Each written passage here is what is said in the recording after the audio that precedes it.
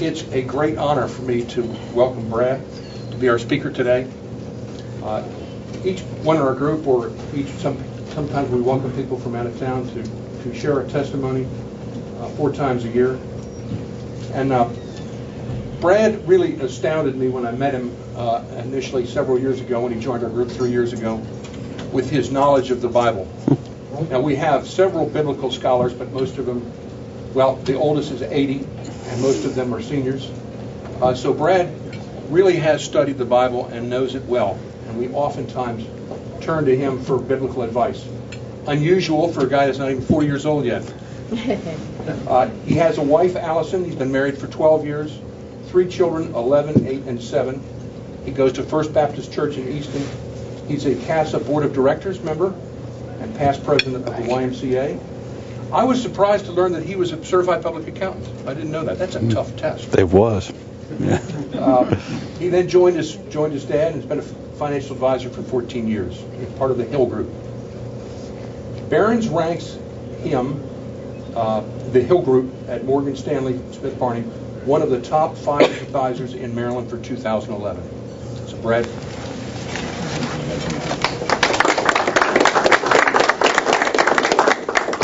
Thanks, Will. Good afternoon.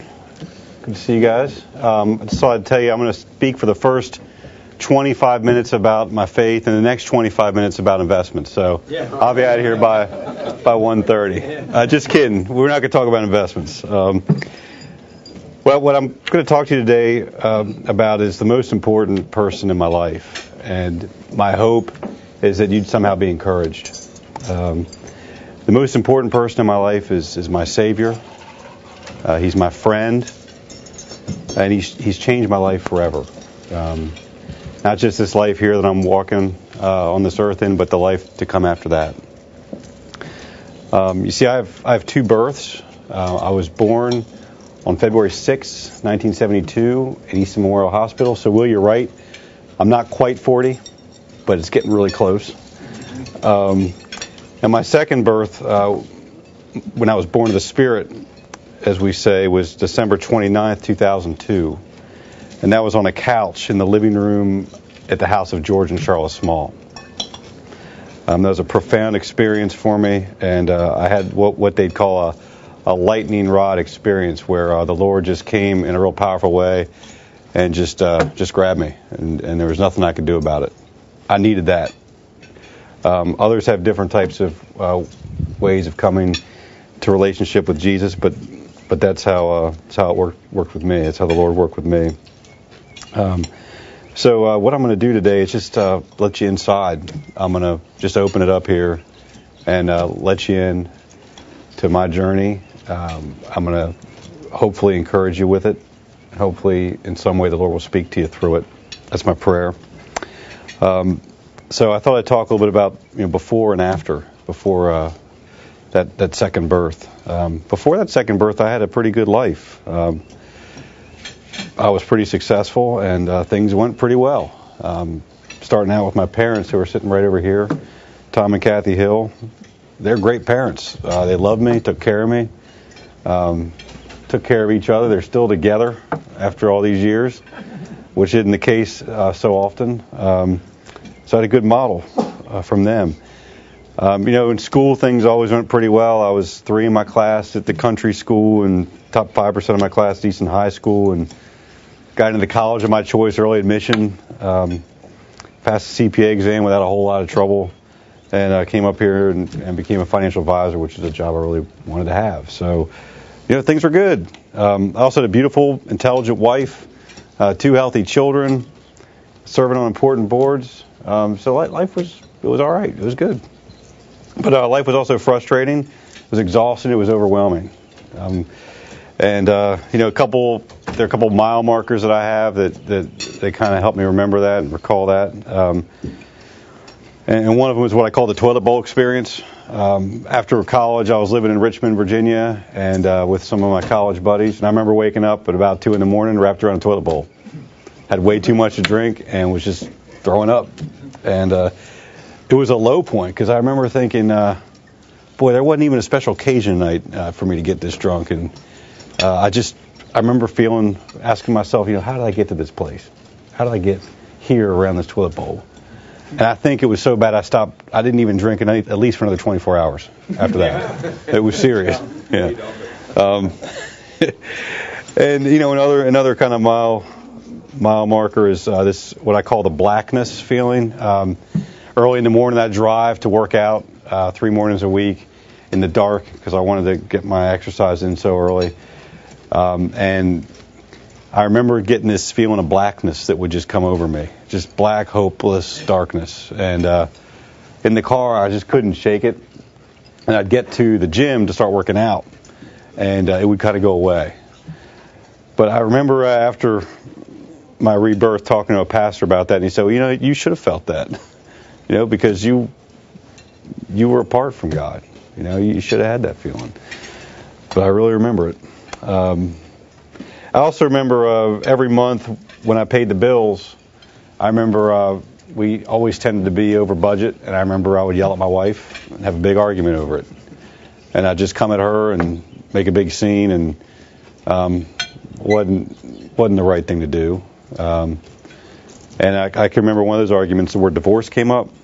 And I remember thinking again, it was like that toilet bowl. I was like, well, how did I get to this place where we're talking about divorce?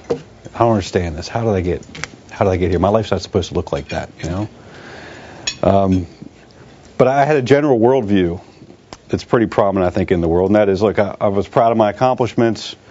I deserved the blessings I'd received, and yet they were going to be bumps in the road, but you just had to fight through that trauma. That was kind of my way of living then. After things got different in some ways, but in some ways they didn't. After coming to know the Lord, my life was still good. I was still successful. Instead of 2 healthy children, I have 3. They kind of rank. There are 18,000 of us in the company I work for, and they rank us. I'm right around the top 3% of those guys. I was named top 40 under 40 in the country by a magazine. It's an industry publication. Our firm a couple years ago handpicked about 200 of us to go through a real rigorous training program to sort of elevate our competency. And they wrapped it up by having you do kind of a mock-up presentation in front of a committee of people. And they recorded these presentations. And at the end of it, they gave us awards to the top 5 of us. And the guy in charge of the whole program came up to me, and these people were from all over the country, and they were handpicked out of a pretty big organization. He came up to me and whispered in my ear, he said, yours was the best out of that whole group. I remember thinking, really? But that's what he said. So things went pretty well. And life was also frustrating, exhausting, and overwhelming. But I had a new friend. Okay, you see, I had Jesus now, and he was with me. And through him, I could start to see things differently. I could actually see his goodness in my life, and I could feel his goodness in my heart. These things weren't there before. Okay, it's just different. And you guys ever had a near miss, or good luck or good fortune, where something worked out and you just said to yourself, "Man, that's kind of cool how that worked out. That's amazing." And people all the time will say, "Well, I just got lucky," or "It just really worked out that way." This summer, I was driving up to a camp. It's a Bible camp that our family goes to every year up in the Adirondacks, and I had my family packed in my car. It's a SUV, and I've never towed anything in my life. Well, on this trip, I was towing a 3,000 pound boat, 600 miles. Right, so my first time towing anything, we're loaded up with our stuff and our kids, and I'm driving down the New Jersey Turnpike, and I look up and I see a tractor trailer in the air going like this, right in front of me, just spinning through the air.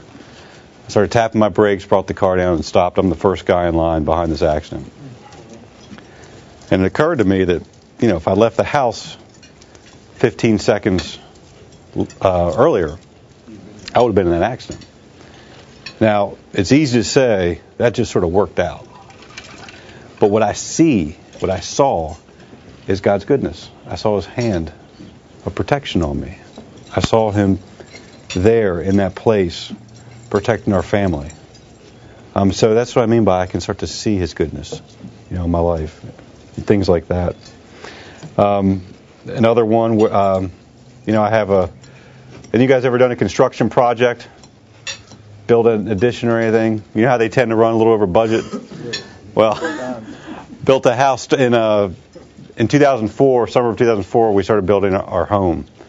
And I had an idea in my head what it was going to cost. And it cost about double that. And I wasn't prepared for double. Well, about halfway through that building project, the company I used to work for was bought, which was very troubling to me. I really liked that company, and it was something that concerned me. But as it turns out, as I was working with that company for a number of years, I've been saving money. And as part of this deal, we had to take that money out. We had to cash it out. And that money came out within 15 days of our mortgage going to closing on that house. Now, if I'd known before building that house that I was going to double the cost, I would have never done it. But the Lord knew what I needed, and the Lord provided what was needed to be provided. He made up for my mistake. A good friend of mine once told me, he said, you really can't go wrong with Jesus. You just can't, because He's going to be there. He's going to work it out for you. So that's another place where I can see His goodness. Something a lot more, just as tangible. We have a Sunday school class that we taught for a couple of years of young married couples, my wife and I, and all these young married couples started coming in. The pastor said, hey, we want you to teach this young couples class. And we said, well, there aren't any young couples in our church. He said, we'll teach the class. I think some will come. Well, there were all these young couples that started showing up. And they all started having babies. And one of these classes, one of them that was pregnant, came in and said, we'd like you to pray for us. And we said, well, why? And they said, well, our baby doesn't have a brain. The baby's got a liquid where there should be a brain inside the baby's skull. And we've decided to keep the baby, but we're going to trust that the Lord will take care of it. And it got to the point where they decided they needed to move away from Easton to go back to their family's home, because they knew that when this baby came out, best case it was going to be stillborn, worst case maybe it was going to be dead. And they wanted their parents around them to help them deal with whatever was going to come up. So this guy quit his job, and they left town. That baby was born a couple of months back, and before they left, I should tell you this, the last thing we did as a Sunday school class is we all stood up and we put our hands on this couple, and we prayed that God would give that baby a brain, and that baby would come out fine. And they left and moved, and a couple months later we got the report that the baby was born. The baby's perfectly fine. It has a perfectly normal brain.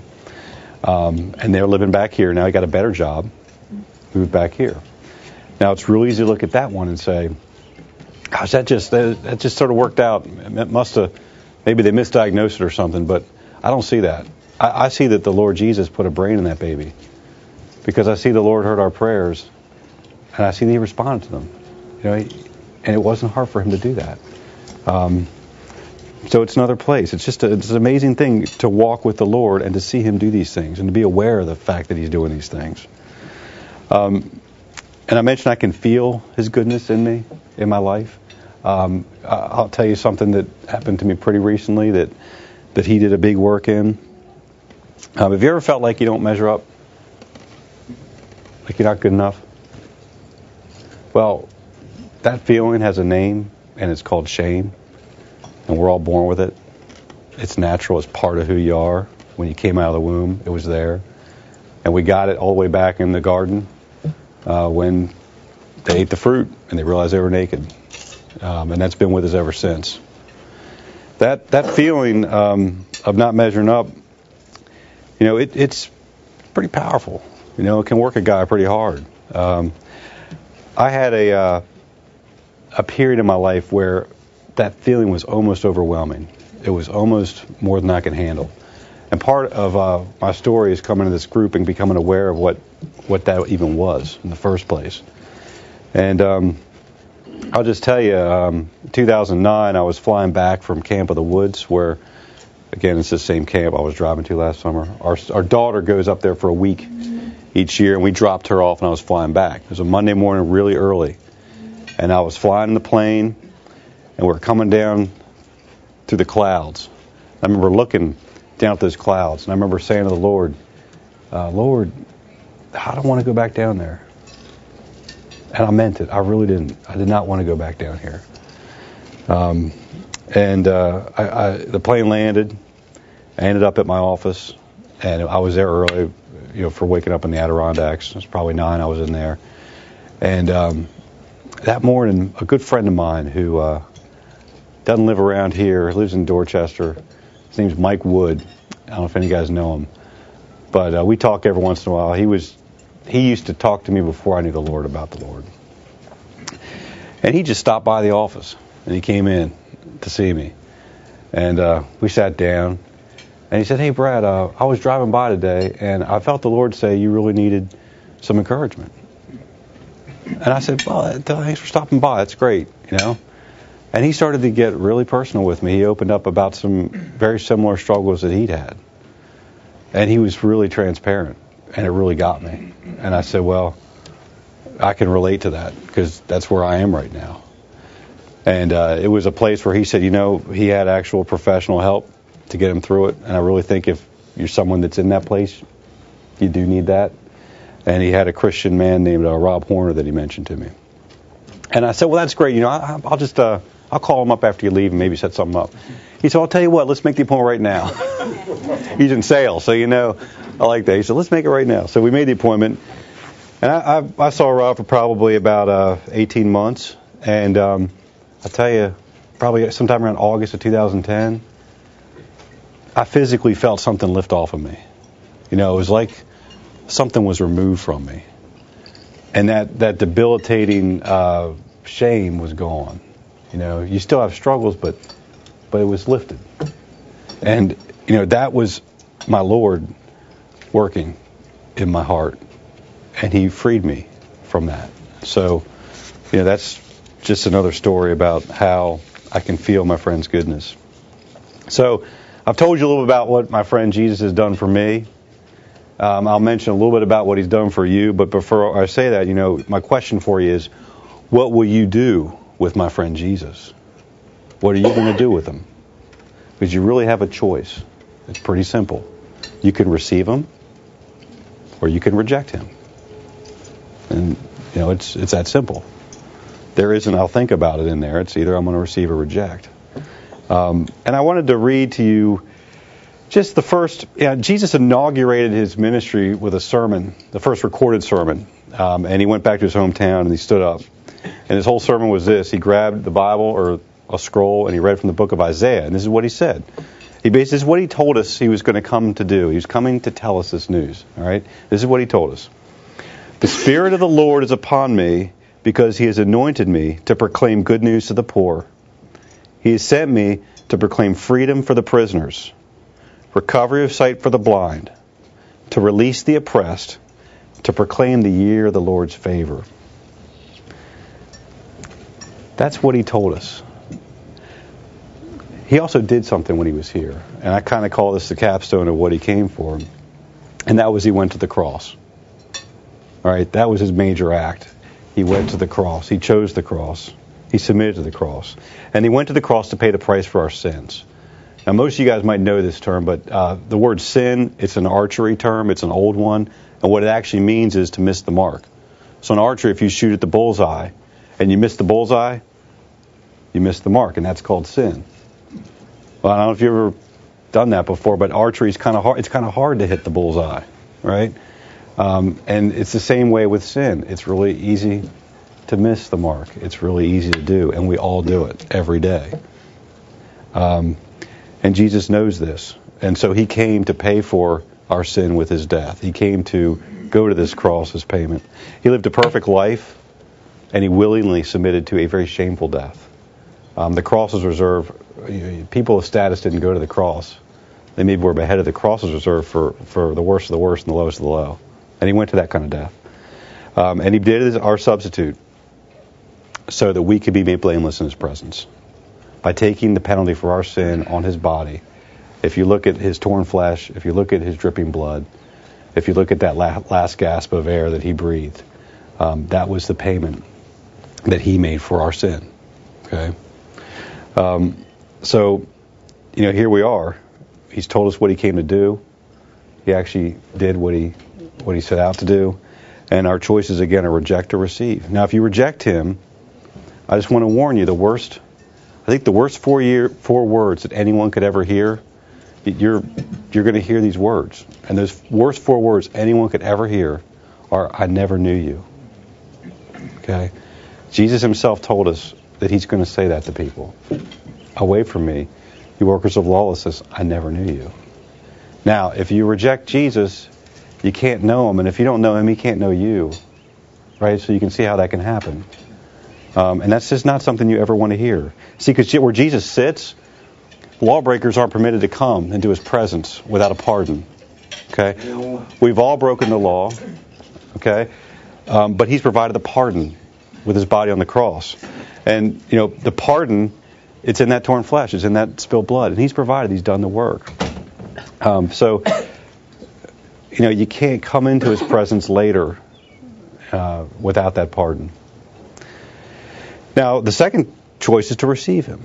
If you have received him, I want you to be encouraged today. Because if you've received Jesus, you're an heir of the kingdom of heaven.